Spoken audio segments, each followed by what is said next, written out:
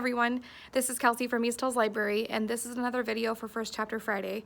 For this video, I am reading the first chapter from All These Bodies by Kendare Blake. Chapter 1, May 1st, 1959. In the summer of 1958, the murders that would come to be known as the Bloodless Murders, or the Dracula Murders, swept through the Midwest, beginning in Nebraska and sawing through Iowa and Wisconsin before turning back to my hometown of Black Deer Falls, Minnesota. Before it was over, the murders would claim the lives of 17 people of different ages and backgrounds. All would be discovered with similar wounds, their throats slit or their wrists cut. A few sustained deep cuts to the inner thigh. Each of the victims died from blood loss, yet each of the crime scenes was suspiciously clean of blood. Bloodless. By the end of August, the murders had tracked eastward, closer and closer to the Minnesota border. We'd been following the trail in the papers, marking each new victim on the map. When those two college kids were found killed in an abandoned house outside of Madison, Wisconsin, it was like a sigh of relief. It was terrible what had happened to those kids. Richard Covey and Stacy Lee Brandberg had been their names. They'd been graduate students and engaged to be married. We were sorry that it had happened to them, that it had happened to anybody. But at least they'd been all the way over in Madison. The murders had passed us by, Minnesota had been spared, and whoever had done it, and however they had done it, they were probably most of the way up to Canada. Black Deer Falls is only 170 miles from the Canadian border, back in the other direction. There was no reason for the killers to turn around, to cross another state line. We thought we were safe.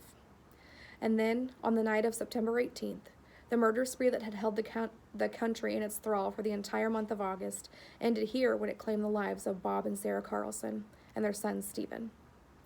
The only perpetrator in the murder spree to be found would be apprehended that night. A 15-year-old girl named Marie Catherine Hale. She was found standing in the middle of the Carlsons' bodies, which, like all the others, had been drained of blood. But unlike all the others, we knew where the blood had gone. Marie Hale was covered in it from head to toe. It was the story of a century, the story of a lifetime. It should have happened in Chicago or New York and been handled by cops and reporters who had seen it all before. The guys in the movies ducking past speeding cars, hats pulled down and collars up against the rain. A short silver pistol tucked up his sleeve, and a cigarette burned down to his knuckles. It should have happened there and been handled by them. Not in Minnesota, where nothing ever happened but more of the same, and not handled by my dad and our nearing retirement public defender. Not handled, unbelievably, by me. Michael Jensen, 17-year-old nobody from nowhere, who wanted to be a journalist someday but hadn't gotten further than delivering papers. Unqualified, untested.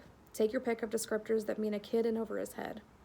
But sometimes the story chooses the writer, not the other way around. Or so says my mentor, Matt McBride. He's the editor of our local Black Deer Falls Star, and in this case it's especially true. Marie Catherine Hale chose me to tell her story.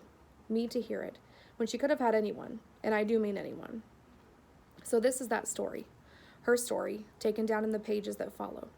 When we found her that night in the middle of all those bodies, I didn't know who she was. I thought she was a victim. Then I thought she was a monster. I thought her innocent.